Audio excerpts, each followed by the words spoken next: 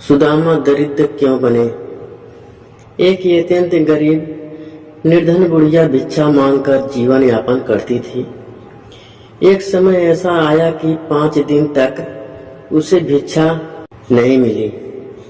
वह प्रतिदिन पानी पीकर भगवान का नाम लेकर सो जाती थी। 6वें दिन उसे भिक्षा में 2 मुट्ठी चने मिले।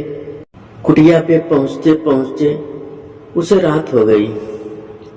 बुढ़िया ने सोचा अब ये चने रात में नहीं प्रातः काल बांसदेव को भोग लगाकर खाऊंगी।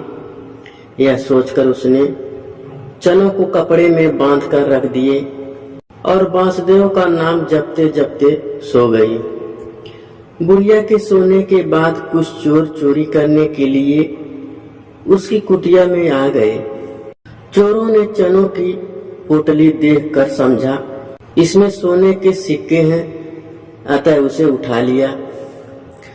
चोरों की आहट सुनकर बुढ़िया जाग गई और शोर मचाने लगी।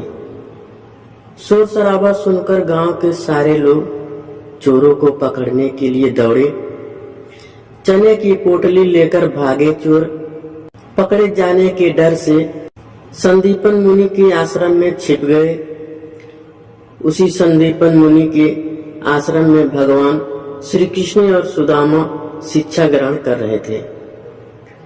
चोरों की आहट सुनकर गुरु माता को लगा कि कोई आश्रम के अंदर आया है। गुरु माता ने पुकारा, कौन है? गुरु माता को अपनी ओर आते देख चोर चने की पोटली छोड़कर वहां से भाग गए। इधर भूख से व्याकुल बुढ़िया ने जब जाना कि उसकी चने की पोटली चोर उठा ले गए हैं तो उसने श्राप दे दिया, मुझे दीनहीन असहाय के चने जो भी खाएगा वह दरिद्र हो जाएगा। उधर प्रातः काल आश्रम में झाड़ू लगाते समय गुरु माता को वही चने की पोटली मिली।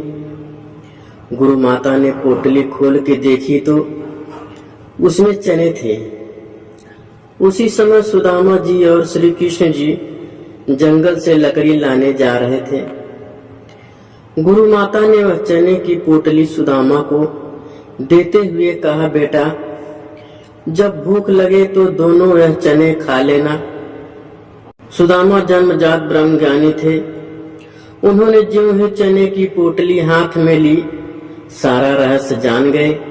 सुदामा ने सोचा गुरु माता ने कहा है यह चने दोनों लोग बराबर बांट के खाना, लेकिन ये चने अगर मैंने त्रिभुवनपति श्री कृष्ण को खिला दिए तो मेरे प्रभु के साथ साथ तीनों लोग दरिद्र हो जाएंगे। नहीं नहीं, मैं ऐसा नहीं होने दूंगा। मेरे जीवित रहते मेरे प्रभु दरिद्र हो जाएं, मैं ऐसा कदापि नहीं करूंगा। मैं ये चने स्वयं खा लूंगा, लेकिन श्री कृष्ण को नहीं खाने दूंगा। और सुदामा ने श्री कृष्ण से छुपकर सारे चने खा लिए।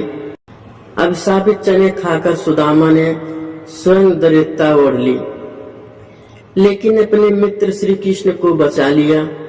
अदिति त्याग का उदाहरण प्रस्तुत करने वाले सुदामा चोरी छिपे चने खाने का उपहास भी झेले तो यह बहुत अन्याय है।